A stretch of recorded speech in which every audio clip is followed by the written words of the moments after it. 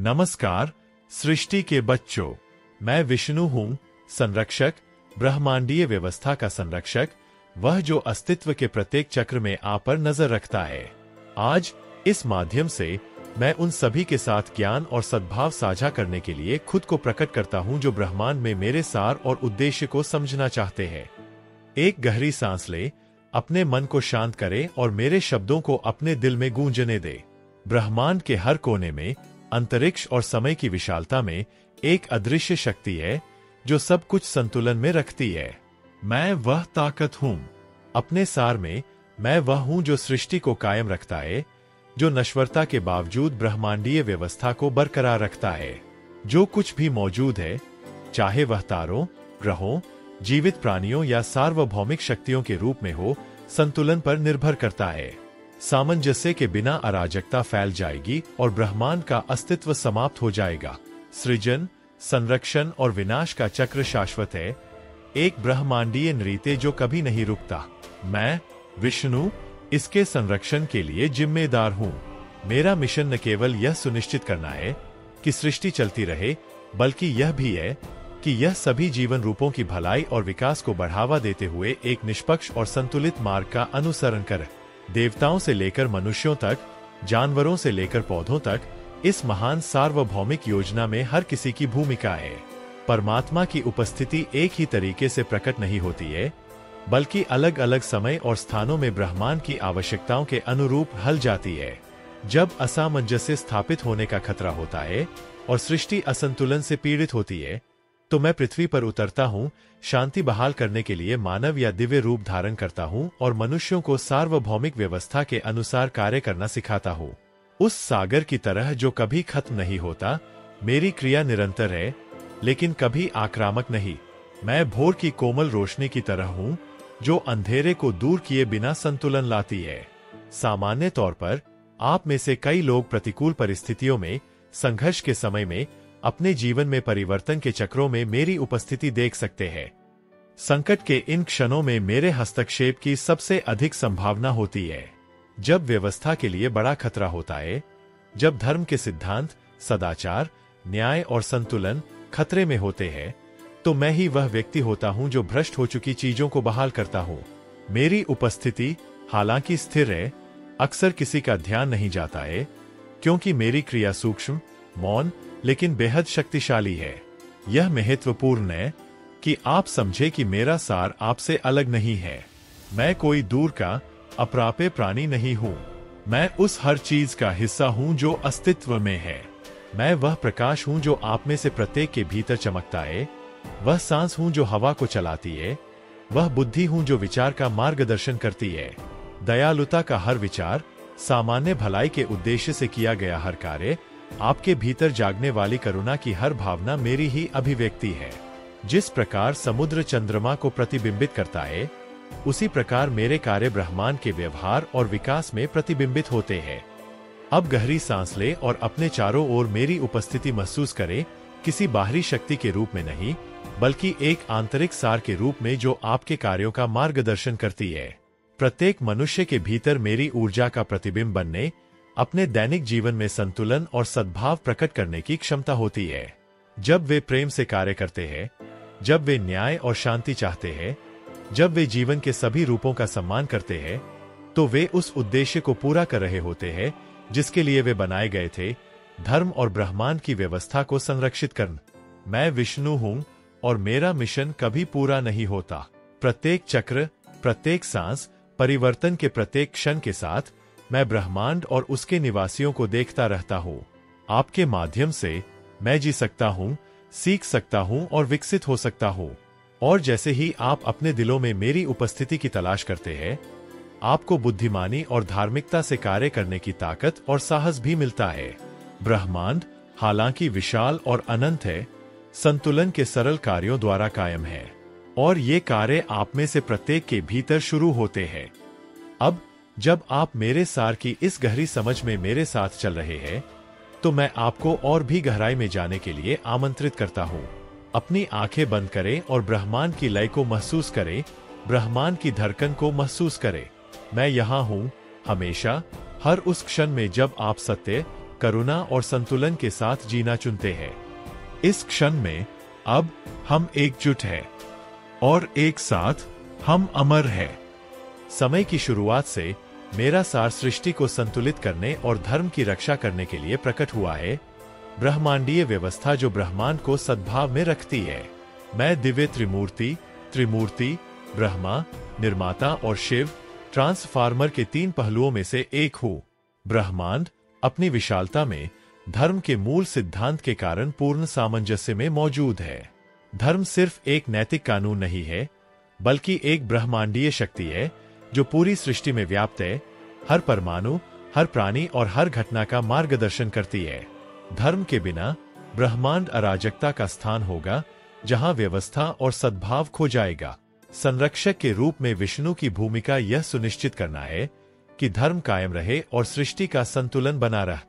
सृष्टि के क्षण से जब ब्रह्मा ने अपनी बुद्धि और शक्ति से जीवन का चक्र शुरू किया, परिवर्तन के चक्र तक जिसमें शिव पुनर्जन्म की अनुमति देने के लिए विनाश करते हैं, मेरी भूमिका हमेशा निरंतरता बनाए रखने की रही है। ब्रह्मा जब सृजन करते हैं तो कुछ नया शुरू करते हैं, लेकिन इसके लिए सुरक्षा की आवश्यकता होती है और यही सुरक्षा मुझे दी गई है। मैं सृष्टि का संरक्षक हूँ, उस महत्वपूर्ण प्रक्रिया का संवाहक हूँ जो सब कुछ चालू रखती है।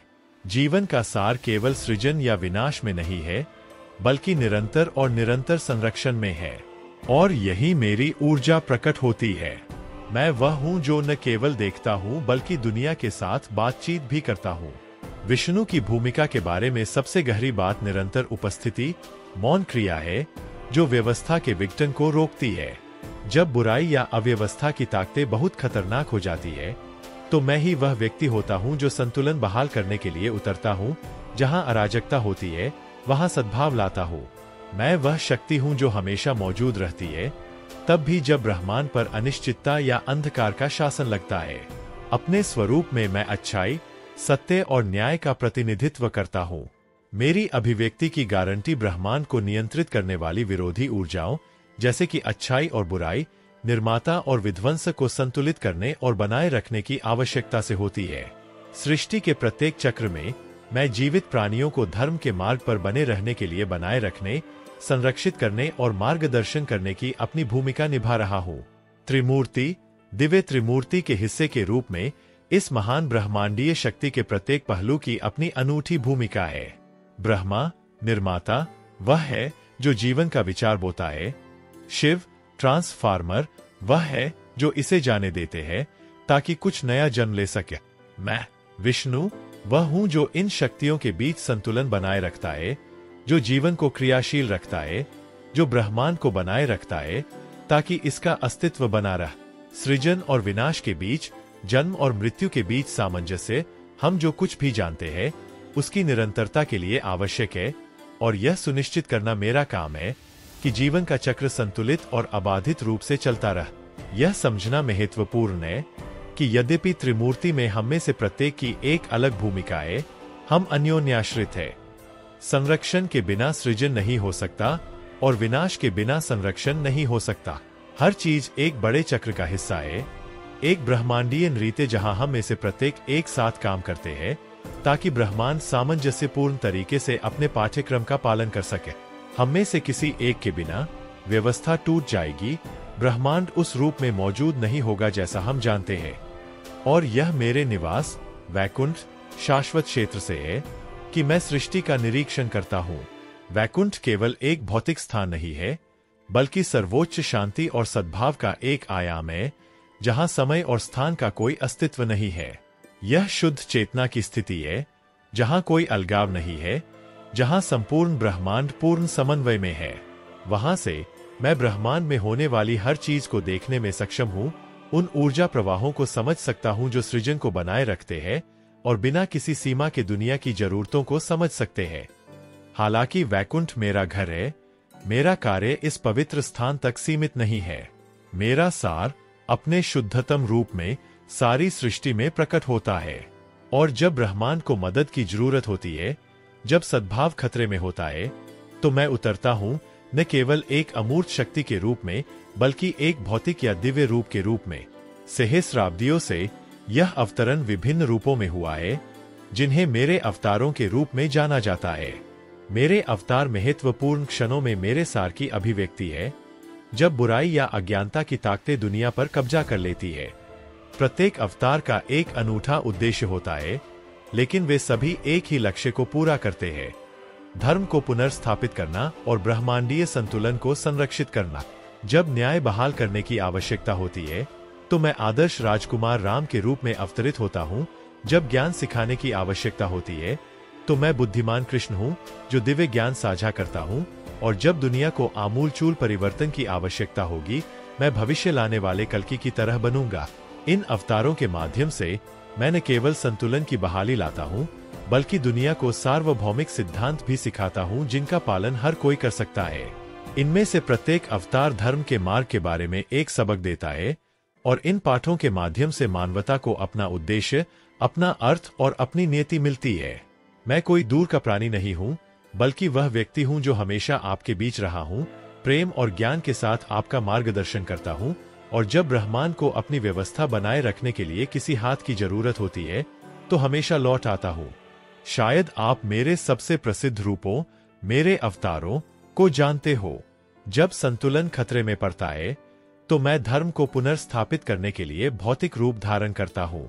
युगों युगों से विष्णु की तरह मैं ब्रह्मांडीय व्यवस्था को बहाल करने और अच्छे और बुरे की ताकतों को संतुलित करने के लिए विभिन्न रूपों में पृथ्वी पर अवतरित हुआ हूँ, जिन्हें अवतार के रूप में जाना जाता है। इनमें से प्रत्येक अभिव्यक्ति केवल रूप या उपस्थिति में परिवर्तन नहीं है, बल्कि एक गहरा परिवर्तन है, जो मानवता और ब्रह्मांड को धर्म, दिव्य मूल्यों और सार्वभौमिक सत्य की एक नई समझ की ओर ले जाता है। मेरे अवतार मेरे ही सार की अभिव्यक्तियां हैं, और आप में से प्रत्येक किसी न किसी तरह से इस ज्ञान का एक अंश रखता है। जब हम इन अवतारों के बारे में बात करते हैं, तो हम केवल प्राचीन कहानियों पर चर्चा नहीं कर रहे हैं, बल्कि उन शाश्वत पाठों पर भी चर्चा कर रहे हैं, जो रास्ता रोशन करते रहते हैं। मैं आदर्श धर्मात्मा शासक राम के रूप में आपके बीच चला हूँ।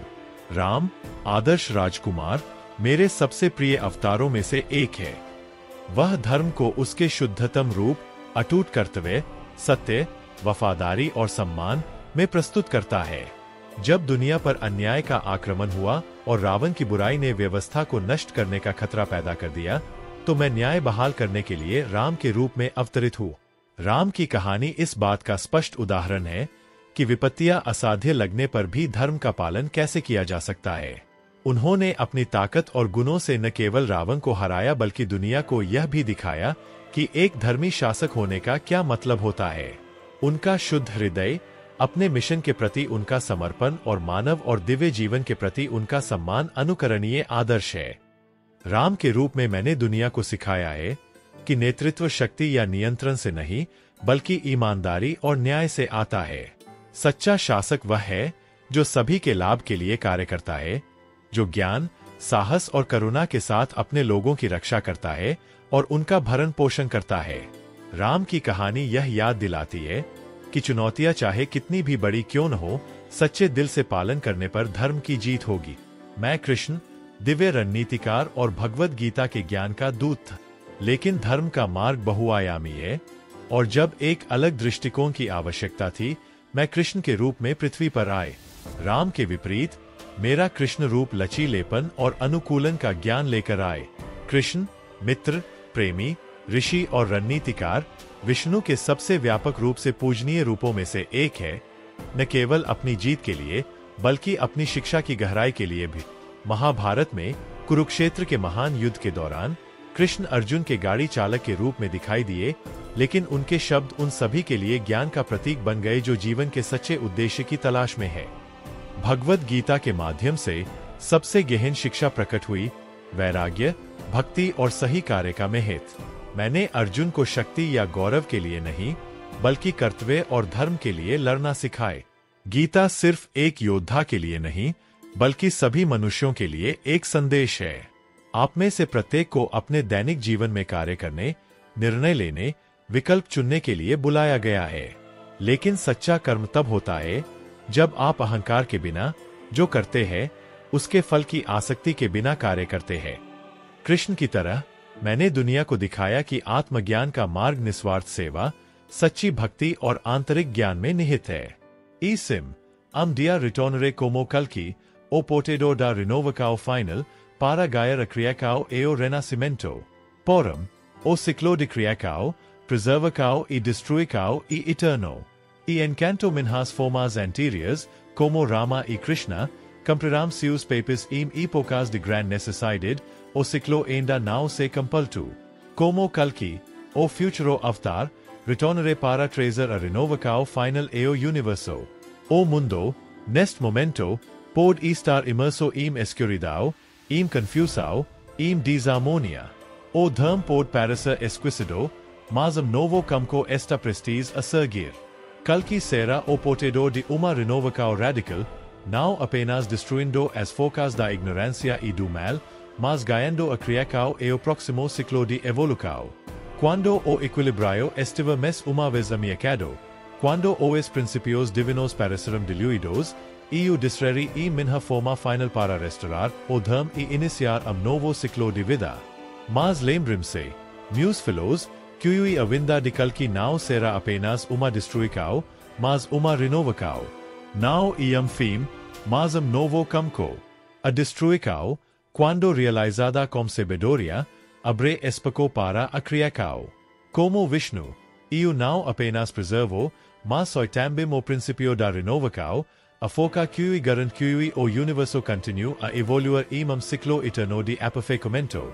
Calci virá, mas enquanto ele não chega, saibam que cada de vocês e uma parte dessa evolução continua. Cada avatar carrega propósito, e cada eco reflete a necessidade de equilíbrio. Assim como os rios sigam seu curso, mesmo quando encontram obstáculos, o dharma nunca deixa de fluir.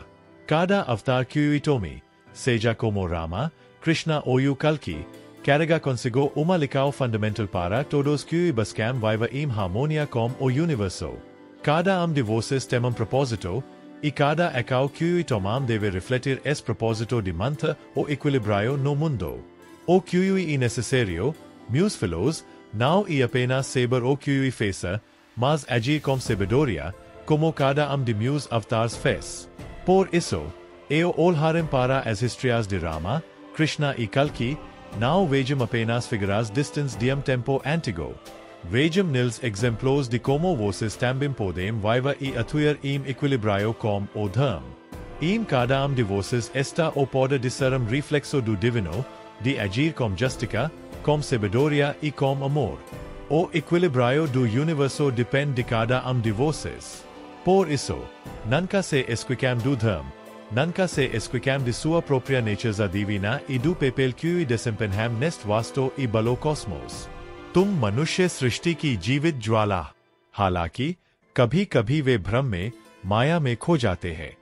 सृष्टि के पुत्र और पुत्रियों के रूप में आप वास्तव में जीवित ज्वालाएं हैं, जो मुझसे और ब्रह्मांड को नियंत्रित करने वाली मौलिक ऊर्जा से निकलती है। आप में से प्रत्येक उस दिव्य अभिव्यक्ति की एक अनूठी अभिव्यक्ति है, जो सारी सृष्टि को कायम रखती है। हालांकि जीवन की यात्रा में वे अक्सर अपनी ही धारणाओं में, मन के धोखे में और दुनिया की व्याकुलताओं में खो जाते हैं। इसे हम माया, भ्रम, कोहरा कहते हैं, जो वास्तविकता की वास्तविक धारणा को अस्पष्ट कर देता है। जिस दुनिया में वे रहते हैं, वह ठोस और स्थायी लग सकती है, लेकिन यह क्षणभंगुर है, एक प्रक्षेपण है, जो शाश्वत सत्य को छुपाता है।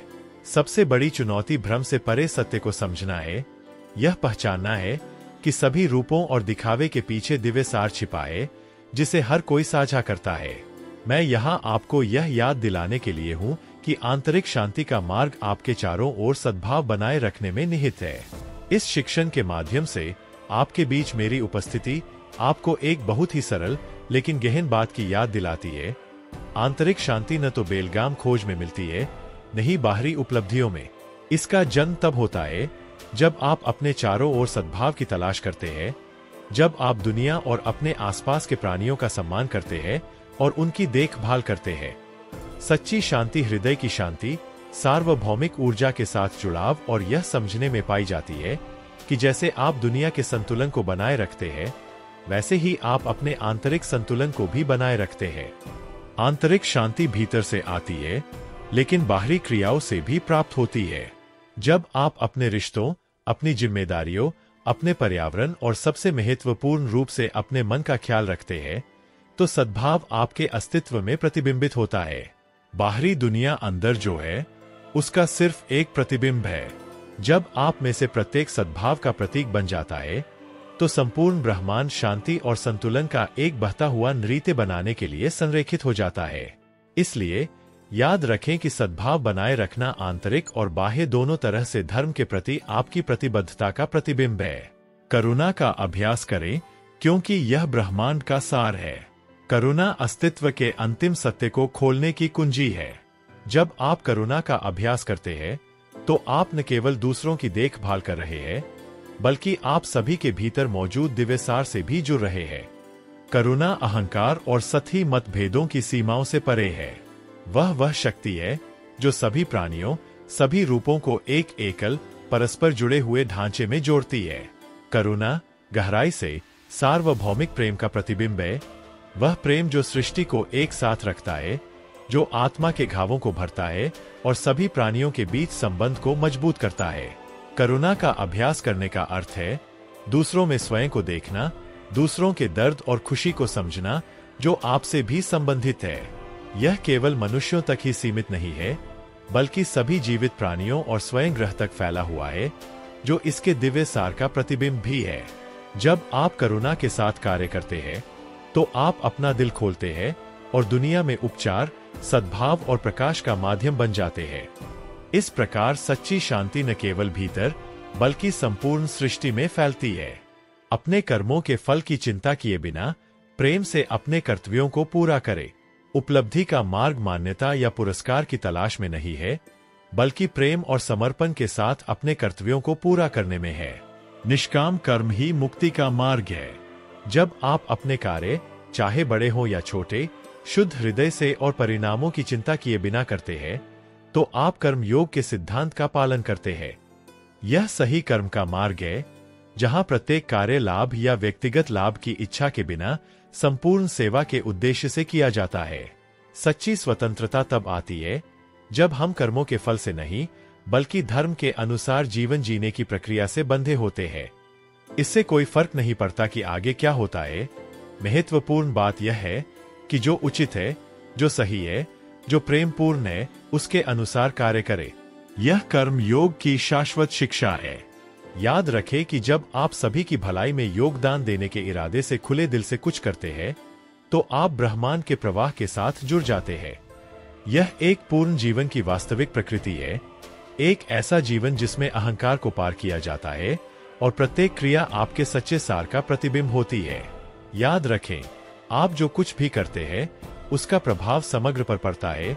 विशाल ब्रह्मांडीय महासागर में एक बूंद की तरह आप में से प्रत्येक अपने छोटे या बड़े कार्यों में इस विशाल ब्रह्मांड महासागर का एक अनिवार्य हिस्सा है। आप जो भी करते हैं, छोटे स्तर पर भी उसका असर पूरे ब्रह्मांड पर पड़ता है।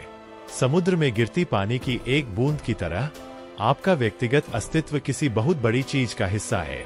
कोई भी कार्य पृथक नहीं होता है और उन सभी का परिणाम, चाहे वह कितना भी छोटा क्यों न हो, समग्र संतुलन पर पड़ता है। जीवन कार्यों, विचारों और इरादों का एक परस्पर जुड़ा हुआ नेटवर्क है। ब्रह्मांड अपनी विशाल विशालता के साथ सूक्ष्म शक्तियों और अन्योन्याश्रित क्रियाओं के नृत्य द्वारा गतिमान रहता है। जब आप करुणा, न्याय और बुद्धिमत्ता के साथ कार्य करते हैं, तो आप एक सकारात्मक प्रभाव पैदा कर रहे होते हैं, जो आपके आसपास और उससे परे की दुनिया में परिलक्षित होता है।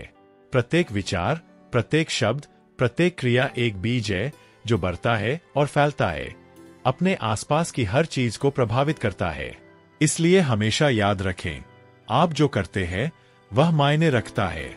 जो चीज मानव की नजर में छोटी है, वह सृष्टि की भव्य योजना में अक्सर विशाल होती है। संक्षेप में, सृष्टि के बच्चों, ब्रह्मांड का सामंजस्य उस सामंजस्य पर निर्भर करता है जो आप अपने भीतर और आसपास विकसित करते हैं। धर्म का अभ्यास करें, करुणा पैदा करें और परिणामों से जुड़े बिना प्रेम से कार्य करें। आपके कार्यों का प्रभाव पूरे ब्रह्मांड में गूंजता है, जैसे एक बूंद विशाल महासागर में विलीन हो जाती है। जब आप इन सिद्धांतों के अनुरूप रहेंगे, तो आप जीवन के शाश्वत चक्र के साथ पूर्ण तालमेल में सच्ची शांति और सद्भाव में रहेंगे। प्रत्येक ब्रह्मांडीय चक्र के अंत में जैसे ही सब कुछ संभावनाओं के अनंत सागर में लौटता है, मैं अगली रचना पर विचार करते हुए अनंत नाग पर विश्राम करता हूँ। मेरे बच्चों, समझो कि ब्रह्मांड चक्रीय है। सृजन कोई एक घटना नहीं है, बल्कि जन्म, संरक्षण और विघटन की एक सतत प्रक्रिया है। प्रत्येक चक्र के साथ दुनिया विघटित हो जाती है, रूप विलीन हो जाते हैं और हर चीज संभावनाओं के अनंत सागर में महान शून्य में लौट आती है, जहां हर चीज संभावित है लेकिन अभी तक कुछ भी प्रकट नहीं हुआ है। यह वह गहन स्थान है जहां मैं गहन और चिंतनशील मौन की स्थिति में अनंत सर्प पर विश्राम करता हूं, जो मेरा विश्राम स्थल है। अनंत वह सर्प है जो बिना अंत, बिना शुरुआत के अनंत काल का प्रतिनिधित्व करता है। यह मुझे सहारा देता है, आराम देता है, लेकिन मुझे अगली अभिव्यक्ति के लिए भी तैयार करता है। उसके शरीर में तारे और ग्रह मिलते हैं, लेकिन वह स्वयं कभी नष्ट नहीं होती, क्योंकि उसका अस्तित्व सृष्टि के चक्र की तरह शाश्वत है। विश्राम की इस अवधि के दौरान सृजन अभी भी मौजूद है, लेकिन सक्रिय रूप से नहीं। हर चीज प्रतीक्षा करती है, बहती है, ब्रह्मांड की गहराई में पुनर्गठित होती है, जब तक कि अभिव्यक्ति की अगली महान लहर उभरने के लिए तैयार न हो जा। मेरे मामले में आराम का विचार निष्क्रियता की अवधारणा नहीं है, बल्कि नवीकरण के लिए एक ठहराव है, नए चक्र की तैयारी है जो शुरू होने वाला है। जिस प्रकार सूर्य अस्त होता है और फिर से उगने की तैयारी करता है, उसी प्रकार मेरा सार भी एक चक्र से दूसरे चक्र के बीच नवीनीकृत होता रहता है। प्रत्येक ब्रह्मांडीय चक्र के साथ एक पुनर्जन्म होता है। बाकी जो मैं चाहता हूं वह प्रतिबिंबित करने, ब्रह्मांडीय ऊर्जाओं को पुनर्गठित करने और संरक्षण के अगले कार्य के लिए तैयार करने का अवसर है। लेकिन कोई गलती न करे, मेरा विश्राम अनुपस्थिति नहीं है, यह तैयारी है। वास्तविक ब्रह्मांडीय विराम और जिसे आप मनुष्य अक्सर विश्राम कहते हैं, के बीच एक बड़ा अंतर है। जबकि कई लोग आराम को गतिविधि से पलायन के रूप में देखते हैं, मेरे मामले में यह गहन चिंतन और तैयारी का चरण है। इस आराम के दौरान मैं पिछले चक्र के सबक को आत्मसात कर रहा हूं, सार्वभौमिक शक्तियों को संरेखित कर रहा हूं और जो आने वाला है उसके लिए मंच तैयार कर रहा हूं। प्रत्येक चक्र के साथ ब्रह्मांड बदलता है, ऊर्जाएं बदलती है और नई चुनौतियां उत्पन्न होती है। इसलिए मेरे लिए सृष्टि की महान लहर के साथ पूरी तरह से तालमेल बिठाना आवश्यक है, ताकि जब सही समय आए मैं व्यवस्था बहाल करने के लिए सटीक रूप से हस्तक्षेप कर सकूं और यह सुनिश्चित कर सकूं कि धर्म की जीत। तुम मनुष्यों को यह भी समझना चाहिए कि आराम का मतलब वियोग नहीं है, बल्कि चिंतन और नवीनीकरण का अवसर है। कभी कभी नई शुरुआत की तैयारी के लिए रुकना जरूरी होता है। अक्सर विराम की शांति में उत्तर स्पष्ट रूप से आते हैं और गहन विश्राम से नवीनीकृत शक्ति उत्पन्न होती है। क्योंकि जिस तरह सूर्य हमेशा पुनर्जन्म लेता है, उसी तरह मैं भी ब्रह्मांड के संतुलन को बनाए रखने के लिए हमेशा तैयार रहता हूँ। प्रत्येक नई सुबह के साथ सूरज फिर से क्षितिज पर उगता है, जिससे दुनिया में रोशनी और गर्मी आती है। उसी तरह मेरा सार प्रत्येक चक्र के साथ पुनर्जन्म लेता है, ब्रह्मांड में हस्तक्षेप करने और सद्भाव बनाए रखने के लिए हमेशा तैयार रहता है। सूर्य अनंत काल शक्ति का प्रतीक है, जो कभी खत्म नहीं होती, बल्कि हमेशा नवीनीकृत होती रहती है। इस प्रकार मैं विष्णु सृष्टि का सूर्य हूँ, जो हमेशा उभरने और ब्रह्मांडीय संतुलन बहाल करने के लिए तैयार रहता हूँ। सृष्टि का चक्र वास्तव में कभी अंतिम नहीं होता, यहाँ तक कि जब ब्रह्मांड अपनी मौलिक क्षमता की स्थिति में लौटता हुआ प्रतीत होता है, तब भी वह अगली अभिव्यक्ति, अगली रचना की प्रतीक्षा कर रहा होता है। हर अंत किसी नई चीज की शुरुआत मात्र है। हर दिन उगने वाले सूरज की तरह मेरी उपस्थिति नवीनीकृत हो जाती है। संरक्षण का मेरा मिशन जारी रहता है। जब ब्रह्मांड असंतुलित हो जाता है, जब विनाश की शक्तियां ब्रह्मांडीय व्यवस्था को नष्ट करने की धमकी देती है, तो मैं धर्म को पुनर्स्थापित करने के लिए अपने कई रूपों में से एक में अवतरित होता हूँ। यह मेरा कार्य है, सृजन को विनाश की ओर जाने नहीं देना, बल्कि ज्ञान और करुणा के साथ ब्रह्मांड के प्रवाह का मार्गदर्शन करना। सृष्टि के बच्चे, समझे कि प्रत्येक क्षण में ब्रह्मांड का संतुलन जन्म, संरक्षण और विघटन के बीच एक निरंतर नृत्य है। मैं विष्णु इस नृत्य का संरक्षक हूँ, हमेशा सतर्क रहता हूँ, रक्षा करने और सद्भाव बनाए रखने के लिए हमेशा तैयार रहता हूँ। अनंत पर अपने विश्राम में मैं सार्वभौमिक शक्तियों के साथ तालमेल में हूँ, कार्य करने के लिए, दूसरे चक्र के माध्यम से सृष्टि का मार्गदर्शन करने के लिए सही समय की प्रतीक्षा कर रहा हूँ। सूर्य की तरह जो हमेशा पुनर्जन्म लेता है, संतुलन बनाए रखने का मेरा मिशन कभी समाप्त नहीं होता है, और इसलिए प्रत्येक नए चक्र के साथ जीवन, प्रेम और सद्भाव हमेशा के लिए नवीनीकृत हो जाते हैं। शांति से रहो विष्णु के बच्चों। ब्रह्मांड का संतुलन अच्छे हाथों में है, क्योंकि जैसे सूर्य का पुनर्जन्म होता है, वैसे ही मैं भी धर्म की रक्षा करने और सभी की भलाई के लिए सृष्टि का मार्गदर्शन करने के लिए हमेशा तैयार हूँ। बच्चों, मेरा संदेश अपने हृदय में धारण करो। आप सभी मनुष्य सृष्टि की संतान हैं। आप में से प्रत्येक से निकलने वाली रोशनी एक दिव्य चिंगारी है, जो ब्रह्मांडीय रचना की महानता को दर्शाती है। मेरे संदेश को ले जाने का मतलब केवल शब्दों को अपने दिमाग में रखना नहीं है, बल्कि उन्हें अपने कार्यों में, अपने विचारों में, अपने अस्तित्व में खिलने देना है। इस जागरूकता के साथ जिए कि आप में से प्रत्येक के पास सद्भाव और शांति के संरक्षक होने के नाते अपने आसपास की दुनिया के संतुलन को बनाए रखने की शक्ति है। हमेशा याद रखें कि आपकी पसंद, चाहे वे कितनी भी सरल क्यों न लगे, विशाल ब्रह्मांड में गूंजती है। इसलिए संरक्षक होने की जिम्मेदारी उठाए, न केवल पर्यावरण की, बल्कि इसमें रहने वाले सभी प्राणियों की, और सबसे ऊपर आप में से प्रत्येक के भीतर रहने वाले दिव्यसार के। दुनिया को संरक्षकों की नजर से देखें। जब आप अपने आसपास की दुनिया का निरीक्षण करते हैं, तो इसे अपने से अलग किसी चीज के रूप में नहीं, बल्कि अपनी आत्मा के विस्तार के रूप में देखें। हर पेड़, हर नदी, हर जीवित प्राणी, हर चीज सृष्टि की महान टेपेस्ट्री का हिस्सा है। जब आप संरक्षकों की नजर से देखेंगे, तो आप समझेंगे कि देखभाल का प्रत्येक कार्य, प्रेम और करुणा का प्रत्येक कार्य ब्रह्मांडीय व्यवस्था को बनाए रखने में एक योगदान है। संरक्षण की ऊर्जा आपके हाथ में है। दुनिया अपनी अनंत सुंदरता और विविधता में सुरक्षा की गुहार लगाती है। धर्म वह चीज नहीं है जो आपसे दूर है, बल्कि वह चीज है जो हर प्राणी में जीवित और स्पंदित है। इसलिए जब आप कार्य करें, तो इस जागरूकता के साथ करें कि आप न केवल उस चीज का ध्यान रख रहे हैं जो मूर्त है, बल्कि उस सार्वभौमिक संपूर्ण का भी ध्यान रख रहे हैं जो सभी जीवित प्राणियों को जोड़ता है। अपने कार्यों में संतुलन बनाए रखें। संतुलन एक साधारण विचार नहीं है, बल्कि एक सिद्धांत है जिसे हर दिन जीना चाहिए। जब आपके कार्य संतुलन पर आधारित होते हैं, तो आप सृष्टि के प्राकृतिक प्रवाह के साथ सामंजस्य स्थापित करते हैं। संतुलन का मतलब गतिहीनता नहीं है, बल्कि देने और प्राप्त करने, अभिनय और प्रतिबिंबित करने, जीने और आराम करने के बीच निरंतर नृत्य है। जब वे अपने विचारों और कार्यों में संतुलन चाहते हैं, तो वे खुद को जीवन के प्रवाह और व्यवस्था बनाए रखने वाली सार्वभौमिक लय के साथ जोड़ लेते हैं। इस प्रकार आंतरिक शांति स्वाभाविक रूप से उत्पन्न होती है, क्योंकि आप सद्भाव के वाहक और धर्म के संरक्षक बन जाते हैं। यह कभी न भूले कि किसी प्राणी का असंतुलन, एक छोटी सी विचारहीन कार्रवाई ऐसी लहरें पैदा कर सकती है जो पूरे ब्रह्मांड में फैल सकती है। इसलिए हर कदम में, हर शब्द में, हर विकल्प में संतुलन चुनें, और कभी न भूलें आप किसी बड़ी, किसी शाश्वत चीज का हिस्सा है। ब्रह्मांड की विशालता के सामने कभी भी छोटा महसूस न करें। यद्यपि आप में से प्रत्येक ब्रह्मांडीय महासागर में एक कण, एक बूंद है, लेकिन जान ले कि आप किसी विशाल और शाश्वत चीज का हिस्सा है।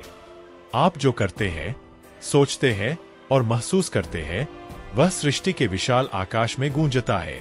आपके और ब्रह्मांड के बीच कोई अलगाव नहीं है। आप वास्तव में सद्भाव के संरक्षक विष्णु के हाथ हैं। ब्रह्मांड एक बड़ा जीव है, और आप में से प्रत्येक को एक भूमिका निभानी है। जैसे जैसे आप इसके प्रति जागरूक होते हैं, जैसे जैसे आप याद करते हैं कि आप शाश्वत की अभिव्यक्ति है, आप अधिक शक्तिशाली, समझदार और व्यवस्था और शांति बनाए रखने में अधिक सक्षम हो जाते हैं। यदि आप अपने जीवन में मेरी उपस्थिति महसूस करते हैं, तो ऐसा इसलिए है क्योंकि मैं हमेशा यहाँ हूँ, आप पर नजर रखता हूँ, यहाँ तक कि सबसे अंधेरे क्षणों में भी। बच्चों, जान लो कि मेरी मौजूदगी हमेशा तुम्हारे साथ है।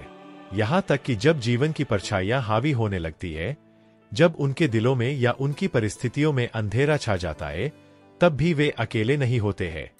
मैं संरक्षक विष्णु हूं और मेरी रोशनी कभी नहीं बुझती। दर्द, भय या अनिश्चितता के क्षणों में जब आपको लगे कि अंधकार ने आपको घेर लिया है, तो याद रखें कि संरक्षण का प्रकाश हमेशा आपके करीब है, आपका मार्गदर्शन करने के लिए तैयार है। अंधकार प्रकाश की क्षणिक अनुपस्थिति मात्र है, लेकिन यह सदैव सत्य की चमक को रास्ता दे देता है। मैं हमेशा मौजूद हूं, आपकी हर सांस में, आपके दिल की हर धड़कन में। जब आप अपने दिव्य सार से जुड़ते हैं, तो मैं वहां होता हूं, आप पर नजर रखता हूं, आपको सभी नुकसान से बचाता हूं। जब तक हमारे रास्ते फिर से न टकराएं, सद्भाव में रहना याद रखें। जीवन का चक्र अनंत है और हमारे रास्ते, बच्चों, हमेशा फिर से मिलेंगे। दूरी या समय से कोई फर्क नहीं पड़ता, क्योंकि ईश्वरीय संबंध कभी नहीं टूटता। जब तक हम दोबारा नहीं मिलते, मैं चाहता हूं कि आप सद्भाव की चेतना के साथ रहे। सद्भाव एक स्थिर स्थिति नहीं है, बल्कि एक सतत विकल्प है। जब आप ब्रह्मांड के साथ, अन्य प्राणियों के साथ और स्वयं के साथ सद्भाव में रहना चुनते हैं, तो आप ब्रह्मांड के प्रवाह, सृष्टि के शाश्वत संगीत के साथ लय में रहेंगे। आपका जीवन शांति, करुणा और प्रेम का स्वर बन जा। आपके कार्य सार्वभौमिक संतुलन का प्रतिबिंब हो और आपका प्रत्येक कदम सभी प्राणियों की भलाई की दिशा में एक कदम। नमस्ते। अंत में मैं दिव्य अभिवादन के साथ आपको अलविदा कहता हूँ। नमस्ते। इसका अर्थ है, मैं आपके भीतर निवास करने वाली दिव्यता को सलाम करता हूँ। जान ले कि जब मैं आप में से प्रत्येक को देखता हूँ, तो मुझे दिव्य रचना का प्रतिबिंब दिखाई देता है। मुझे परिवर्तन और प्रेम की संभावना दिखाई देती है। संरक्षण, धर्म और संतुलन की रोशनी हमेशा आपके कदमों का मार्गदर्शन करती रहे। आपके दिलों में शांति कायम रहे और आप अपनी पूरी यात्रा के दौरान हमेशा याद रखें कि आपसे प्यार, सुरक्षा और मार्गदर्शन किया जाता है। नमस्ते मेरे बच्चों। सद्भाव आपके साथ रहे, आज और हमेशा।